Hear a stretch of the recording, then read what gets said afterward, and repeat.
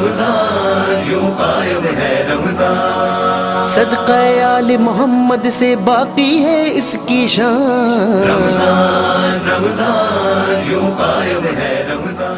اعوذ باللہ من الشیطان الرجیم، بسم اللہ الرحمن الرحیم۔ الحمد للہ الذی جعلنا من المتمسکین بولایت امیر المؤمنین علی بن ابی طالب علیہ السلام۔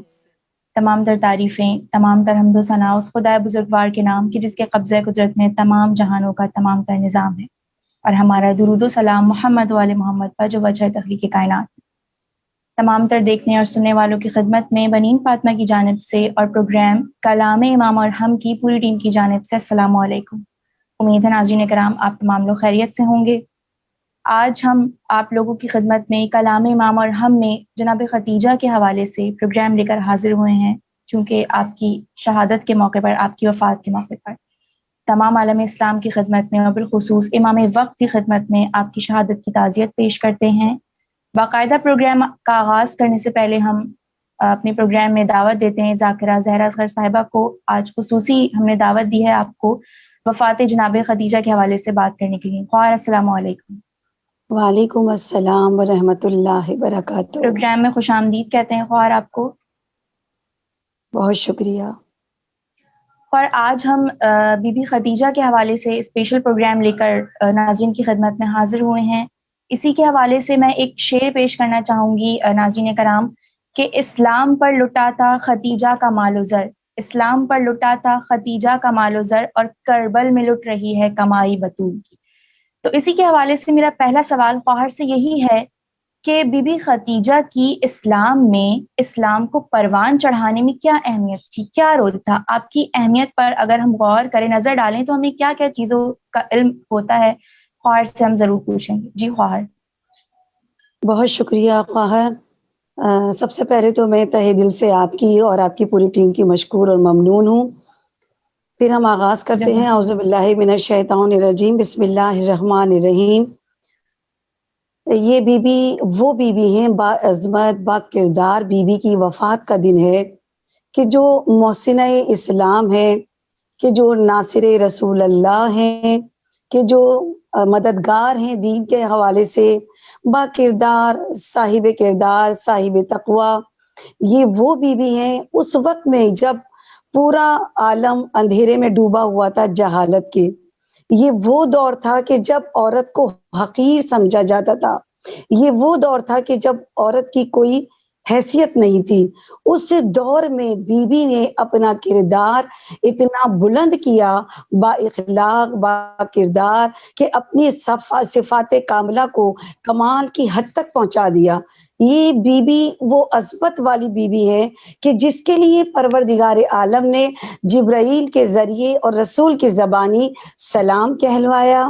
اس بی بی کی عظمت یہ ہے کہ انہیں جنت کی بشارت دی اور ان کے تمام اعمال کو مقبول کی سند عطا کی۔ یہ وہ بی بی ہے اسلام میں اور اسلام سے پہلے۔ اس شہزادی کے ادوار دو ہیں، ایک پہلے عقد رسول سے پہلے کے اور ایک عقد رسول کے بعد۔ خواہر شہزادی کی جب ہم سیرت کا مطالعہ کرتے ہیں تو پتہ چلتا ہے کہ شہزادی جو کہ ملکۃ العرب ہیں، یعنی عرب کی ملکہ، وہ دولت مند خاتون کا نام ختیجۃ الکبریٰ ہے۔ اس شہزادی کا کردار اس قدر بلند ہے کہ اس شہزادی کو تمام عالم عرب کبھی طاہرہ کہہ کر پکارتے تھے یا سیدہ کہہ کر بلایا کرتے تھے۔ یہ وہ بیوی ہیں کہ جب انہوں نے جو دولت ہے وہ اپنے باپ دادا سے ورثے میں نہیں ملی ہے، بلکہ اس بیوی نے خود اپنی ذاتی محنت کر کے جد و جہد کر کے حاصل کی ہے۔ اس شہزادی کا نام تجارت کی دنیا میں ایک آفاق پہ ستارے کی طرح ابھرا۔ یہ وہ شہزادی کے تمام لوگ اس بیوی کے پاس آیا کرتے تھے مشورہ لینے کے لیے تجارت کے حوالے سے۔ یہ بی بی اسلام کی محسنہ ہے اس طرح سے کہ اس بی بی کا کردار اتنا بلند ہے۔ اس شہزادی کے شجرہ یعنی کہ چوتھی پشت میں رسول اکرم سے جا کر مل جاتا ہے۔ ان کا شجرہ نسب بنو ہاشم کے بعد سب سے بلند جو خاندان کہلایا جاتا ہے وہ جناب خولد کا ہے، یعنی ختیجہ بنت خولد کا۔ تو یہ بی بی وہ باعظمت بی بی ہیں کہ جنہوں نے رسول کے عقد سے پہلے بھی اپنے کردار کو اتنا بلند کیا، اتنا کمال کو پہنچایا. بعض روایتوں میں ہمیں ملتا ہے کہ شہزادی جناب خدیجہ کبریٰ کی شادی ہوئی تھی، طلاق ہو گئی تھی، بعض میں ہے کہ وہ بیوہ ہو گئی تھی، جبکہ ہرگز ایسا نہیں ہے. شہزادی کو بشارت ملی تھی کہ آپ کا عقد اس سے ہوگا کہ جو عالم اسلام میں آخری نبی بن کر آئے گا. یہ شہزادی بشارت ہو چکی تھی، لہٰذا بڑے بڑے رئیسوں کے اور بڑے بڑے خاندانوں سے پرپوزل آتے رہے، رشتے آتے رہے، مگر اس شہزادی نے کسی رشتے کو قبول نہیں کیا. انتظار میں تھی اس کے کہ جس کی بشارت اس بی بی کو ملی تھی. اس بی بی کی کردار کی سب سے نمایاں جو خصوصیت تھی وہ یہ تھی کہ امانت دار تھی، جن کا قول اور فعل ایک تھا. عرب کے جو لوگ تھے ان میں ایک صفت تھی جو غرور کرتے تھے اور عورت کو حقیر سمجھتے تھے، مگر بی بی کا کردار اتنا بلند تھا کہ عرب کے لوگ آیا کرتے تھے، بی بی سے مشورہ کیا کرتے تھے. بی بی ایک پردہ حائل ہوتا تھا بیچ میں، وہاں بیٹھ کر مشورہ کیا کرتی تھی، لوگوں کو مشورے دیا کرتی تھی، ایڈوائس دیا کرتی تھی، بزنس کے حوالے سے، تجارت کے حوالے سے. مگر یہ بی بی انتظار کر رہی تھی اس کا کہ جس کی بشارت اس بی بی کو ملی تھی. جب اس بی بی نے سنا کہ کوئی ہے کہ جو آخری نبی بن کر اس دنیا میں آیا ہے، کہ جس کے اخلاق کے چرچے ہیں، جس کے معجزات جب اس بی بی نے سنے، بی بی کے جہاں ہزاروں کی تعداد میں نوکر تھے، غلام تھے، کنیزیں تھیں، وہاں بی بی کا ایک منشی تھا میسرہ. ایک مرتبہ میسرہ کو بلایا اور بی بی نے کہا کہ میسرہ جاؤ ذرا جا کے محمد کو بلا کر لاؤ، کہ جن کے لیے میں نے اتنی صفات سنی ہے انہیں بلا کر لے کر آؤ. جناب میسرہ گئے اور بلا کر لے کر آئے، اور جب رسول خدا تشریف لائے تو بی بی نے اپنی تجارت کے حوالے سے گفتگو کی اور کہا کہ میں آپ کو اپنا امین بنانا چاہتی ہوں اپنی تجارت کے حوالے سے. تو رسول خدا نے کچھ شرائط پیش کی اور بی بی نے جنہیں قبول کیا اور کہا کہ ٹھیک ہے آپ میری طرف سے تجارت کا سامان لے کر جائیں. اور پھر میسرہ کو بلایا، میسرہ سے کہا کہ میسرہ جاؤ تم ان کے ساتھ جاؤ، مگر دیکھو دخل اندازی بالکل نہ کرنا، یہ جس طرح چاہیں فروخت کریں میرے مال کو، جس طرح نفع میں چاہیں نقصان میں چاہیں، جس طرح سے کرنا چاہیں ان کو کرنے دینا، تم دخل اندازی نہ کرنا، بس تم ان کے ساتھ سایہ بن کے چلو اور مجھے پورے سفر کی روداد واپس آ کر سنانا. جب یہ قافلہ چلا گیا تجارت کے لیے، مہینوں کے بعد جب یہ واپس لوٹے، ایک مرتبہ بی بی نے میسرہ کو بلایا اور کہا کہ میسرہ یہ بتاؤ کہ تم نے کیسا پایا. کہا بی بی کیا بتاؤں، سفر ہے، سفر میں گرمی ہے، گرمی میں پسینہ ہوتا ہے، مگر بی بی اس کے پاس سے تو ایسی خوشبو آتی ہے کہ جو ہم نے آج تک اس سے پہلے کبھی نہیں سنی. کہا میسرہ اور کچھ بتاؤ، تم نے کچھ اور ایسا کیا دیکھا، کیا پایا. کہا بی بی عجیب معجزات میں نے دیکھے ہیں کہ جب جہاں سے ہم گزرتے جاتے تھے، جب تک ان کی مرضی نہیں ہوتی تھی ان کے نقش قدم کی، ان کے پاؤں کے نقش کہیں پر بھی ثبت نہیں ہوئے. جہاں انہوں نے چاہا وہاں ان کے نقش نمایاں ہوئے، اور جہاں یہ نہیں چاہتے تھے وہاں ان کے پاؤں کے نقش نمایاں نہیں ہوتے تھے. کہا میسرہ اور بتاؤ. کہا بی بی کیا بتاؤں کہ جب یہ جہاں سے گزرتے تھے لمبے لمبے درخت، تناور درخت ان کے آگے تعظیم کے لیے جھک جایا کرتے تھے. بی بی چلتے تھے ہم نے دیکھا ہے کہ وہاں میں پتھر اور کنکر ہوتے تھے، مگر جہاں یہ پیر رکھ دیا کرتے تھے وہ کنکر، وہ سخت سے سخت پتھر نرم پڑ جایا کرتے تھے. میسرہ اور بتاؤ اور کیا دیکھا. کہا بی بی اور کیا بتائیں کہ جب رات ہونے لگتی تھی ہم سب پڑاؤ ڈالا کرتے تھے اور سو جایا کرتے تھے، مگر ہم نے عجیب نظارہ دیکھا کہ جب اس شخص نے، محمد نے اپنے اوپر چادر لی تو چادر میں سے ایک عجیب نور چھن چھن کے باہر آتا تھا. کہا بی بی یہ شخص با فضیلت ہے، اس کی ایسے ایسے معجزات ہم نے دیکھے سفر کے دوران. کہا تجارت میں کیسا پایا. کہا بی بی کیا بتاؤں کہ جہاں جس جگہ تجارت کے لیے شخص نے آپ کی چیزوں کو فروخت کیا یا خریدا وہ نہایت نفع بخش رہا، وہ معاملات نہایت نفع بخش رہے. بس ان باتوں کا سننا تھا. بی بی تو کچھ اور دیکھ رہی تھی، کچھ اور سوچ رہی تھی. اس کے بعد بی بی نے میسرہ سے کہا کہ جاؤ تمہارا کام ختم ہو گیا. پھر اپنی دوست نفیسہ خاتون کو بلوایا اور کہا کہ جاؤ میری شادی کا پیغام لے کر جاؤ. جب ان کی سہیلی وہاں پہنچی تو رسول خدا نے کہا میں نے اپنے اختیار اپنے چچا ابو طالب کو دیا ہے۔ یہاں سے جناب ابو طالب کی عظمت واضح ہوتی ہے کہ رسول خدا نے اپنے اختیار اپنے چچا ابو طالب کو عطا کر دیا۔ نفیسہ خاتون نے شہزادی کی طرف سے پیغام دیا اور جناب ابو طالب نے اپنے بھتیجے سے کہا کہ تمہیں شادی کا پیغام بھیجا ہے، لہٰذا اس طرح سے جناب ابو طالب در خدیجہ پر آئے اور آنے کے بعد کہا کہ دیکھو یہاں پہ ایک چھوٹا سا جناب ابو طالب نے واضح کیا کہ میرا بھتیجا کہ جس کے پاس دولت نہیں ہے، مگر یہ نہیں ہے کہ دولت نہیں ہے تو یہ کوئی کمتری کی بات ہے، میرے بھتیجے کے نزدیک یہ باعث فخر بات نہیں ہے کہ دولت نہیں ہے، کیونکہ دولت تو یہ چلتی پھرتی چھاؤں کا نام ہے، کبھی کسی کے پاس اور کبھی کسی کے پاس۔ اگر میرے بھتیجے کے نزدیک کوئی فخر کی بات ہے تو وہ ہے عظمت اور کردار کی۔ لہٰذا بی بی خدیجہ نے تمام شرائط کو قبول کیا اور اپنا پیغام دیا۔ اس کے بعد جناب ابو طالب نے جناب خدیجہ کا اور رسول خدا کا ادب کیا۔ خطبہ جناب ابو طالب نے پڑھا۔ جو لوگ کہتے ہیں کہ جناب ابو طالب کو معاذ اللہ کہ کافر تھے اور مسلمان نہیں ہوئے تھے، کہ رسول خدا کے عقد کا خطبہ، پروردگار عالم کے حبیب کا خطبہ جو پڑھائے وہ کافر کیسے ہو سکتا ہے؟ اور خطبے کا اسٹارٹ، خطبے کا آغاز الحمدللہ رب العالمین کہ تمام تر حمد و ثنا اس مالک پروردگار کے لیے، یہ جملہ یہ کلمات وہی ادا کرے گا جو معرفت الہی رکھتا ہوگا۔ لہذا خواہر بی بی کی فضیلت، بی اسلام کے حوالے سے اگر دیکھا جائے تو بی بی کا کردار اور بی بی کو بشارت ہوئی، پھر عقد ہوا، اس کے بعد بی بی نے اپنی تمام تر دولت کا اختیار رسول خدا کو سونپ دیا اور یہی کہا کہ یا رسول خدا یہ تمام تر دولت اسلام کے نام میں نے وقف کر دیے۔ اور بی بی نے منادی کروا دی اور یہ اعلان کروا دیا، بلکہ یہ صرف عرب میں نہیں بلکہ چاروں طرف پھیلا دیا کہ ہزاروں لوگ تھے کہ جو بی بی کے مقروض تھے۔ بی بی نے کہا میں ان سب کا قرضہ معاف کر دوں گی جو اسلام قبول کر لے، جو محمد کے دین پر آ جائے میں ان کے قرضوں کو معاف کر دوں گی۔ اور اپنی دولت کو دین حق پہ راہ اسلام میں بی بی نے خرچ کرتی چلی گئی۔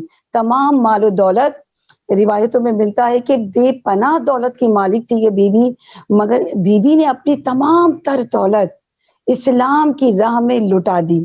چونکہ رسول خدا کے پاس دولت نہیں تھی مگر اسلام کو دولت کی بھی ضرورت تھی، روپے پیسے کی بھی ضرورت تھی، لہٰذا بی بی کا یہ کرم ہے، یہ احسان ہے اسلام پر کہ بی بی نے دولت کی طرف سے رسول خدا کو فکر سے آزاد کر دیا، اس معاش کے فکر سے آزاد کر دیا تھا۔ تمام تر دولت رسول خدا پر اور دین حق پر، دین اسلام پر لٹا دی اپنی، مگر لبوں پر اف تک نہیں تھا، ہمیشہ ذکر پروردگار کیا اور شکر پروردگار کیا، اور ایسی شریک حیات ثابت ہوئی کہ رسول خدا کو کہنا پڑا کہ خدیجہ آپ سے مجھے راحت و سکون ملتا ہے۔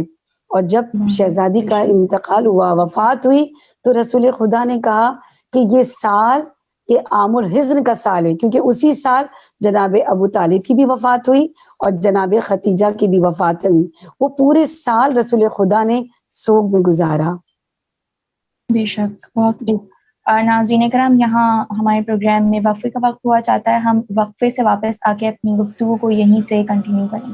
صدقہ آل محمد سے باقی ہے اس کی شان، رمضان رمضان یوں قائم ہے، رمضان رمضان یوں قائم ہے، رمضان صدقہ آل محمد سے باقی ہے اس کی شان، رمضان رمضان یوں قائم ہے، رمضان۔ ناظرین کرام، ہم وقفے سے واپس آ گئے ہیں اور خواہر سے جناب خدیجہ کی وفات کے متعلق ہم بات کر رہے تھے۔ ہم نے سمجھا کہ ان کی اسلام میں کیا رول رہا، ان کی کیا اہمیت رہی۔ اب دوسرا سوال میرا خواہر سے یہ ہے کہ شیب ابی طالب میں آپ کا کردار کیا تھا؟ بی بی خدیجہ کا کیا کردار تھا، کیا رول تھا، ان کی کیا امپورٹنس تھی شیب ابی طالب؟ جی خواہر۔ جی خواہر، شیب ابی طالب یہ ایسا دور ہے کہ جس میں رسول خدا اور ان کے خاندان تمام ہاشمی اور مطلبی لوگوں کو قید ہونا پڑا، اور اس طرح سے کہ پورا زمانہ دشمن تھا، اور جب یہ قید میں آئے اس وقت بی بی کی گود میں جناب فاطمہ الزہرا آ چکی تھی، چھوٹی سی تھی، چھوٹی سی بچی کے ساتھ بی بی نے یہ قید و صعوبت کے دن گزارے۔ کون بی بی؟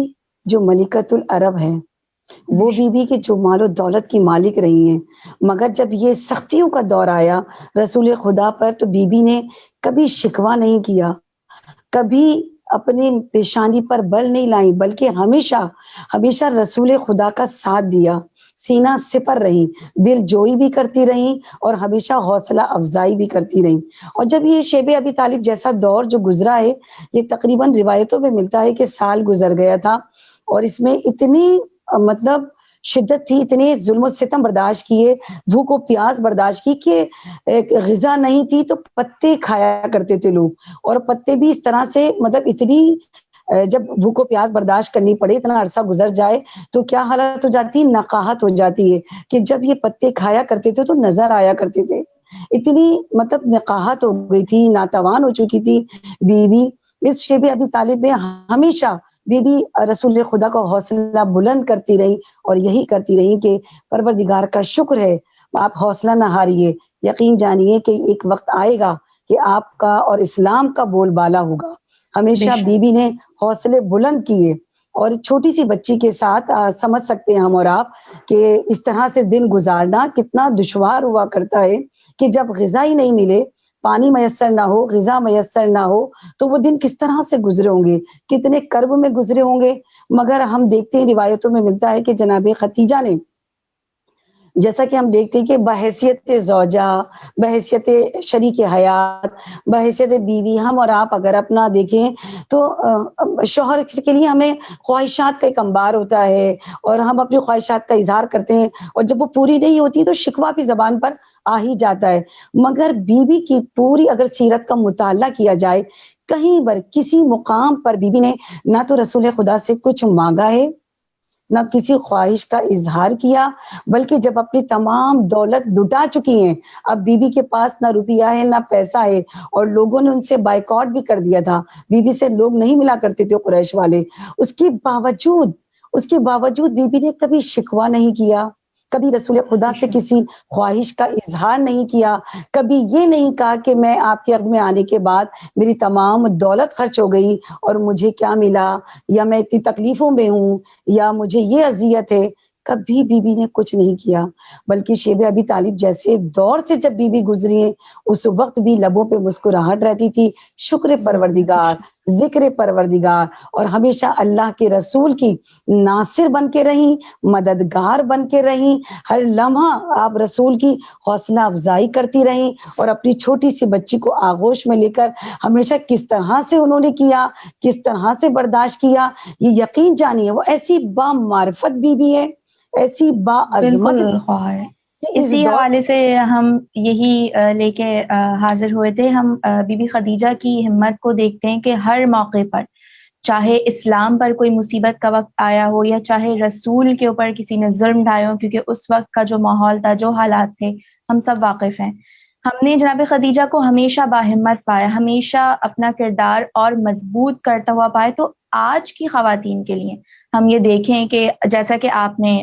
بتایا ہمیں کہ اگر آج کسی عورت پر کوئی مشکل آ جائے تو ہم جیسے بہت پریشان ہو جاتے ہیں یا واویلا بہت کرتے ہیں، تو ہمیں اسلام سے یہی سبق سیکھنا ہے، اور اسپیشلی جناب خدیجہ سے، کہ ان کا جو کردار رہا ہے، جو ہر موقع پر، ہر اسلام پہ اگر کوئی مصیبت کا وقت آئے، وہ باہمت رہی ہیں، وہ بہت بلند حوصلے والی رہی ہیں۔ تو آج کی خواتین کو جو بزنس وومن بھی ہیں، ہم یہ دیکھیں، کیونکہ بہت سی خواتین ہیں جو اپنے گھر کے ساتھ ساتھ باہر کے کام بھی کرتی ہیں، کوئی جاب کر رہی ہیں، کسی کا کوئی بزنس ہے، تو بی بی خدیجہ سے کیا سیکھنا چاہیے آج کی عورت کو، آج کی خواتین کو، بی بی سے کیا سبق حاصل کرنا چاہیے اور کس طرح سے ہر چیز کو مینج رکھنا چاہیے؟ ایسا نہیں کہ اگر ہم کہیں زیادہ ٹائم دے دیں، کہیں کم ٹائم دے دیں، کوئی ہم سے ناراض نہ ہو جائے یا ہم اپنے بزنس پہ زیادہ ٹائم نہ دے پا رہے ہوں۔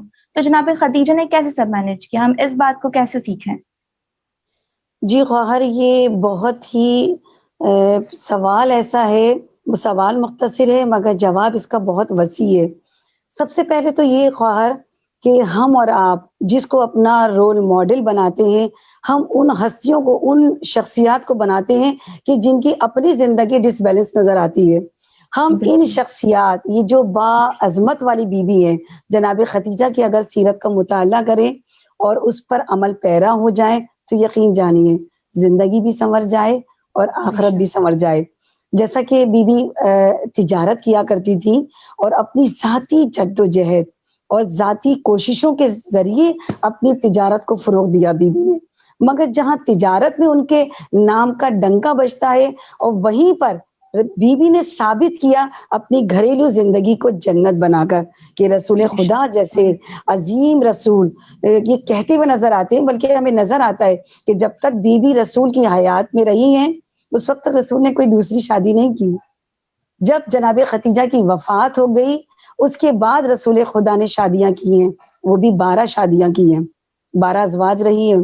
جب تک جناب خدیجہ رسول کی زندگی میں تھی تو اگر یہ کہیں تو غلط نہ ہوگا کہ رسول کو دوسری شادی کی خواہش ہی نہیں ہوئی، کیونکہ بی بی نے تمام تقاضوں کو پورا کیا ہے.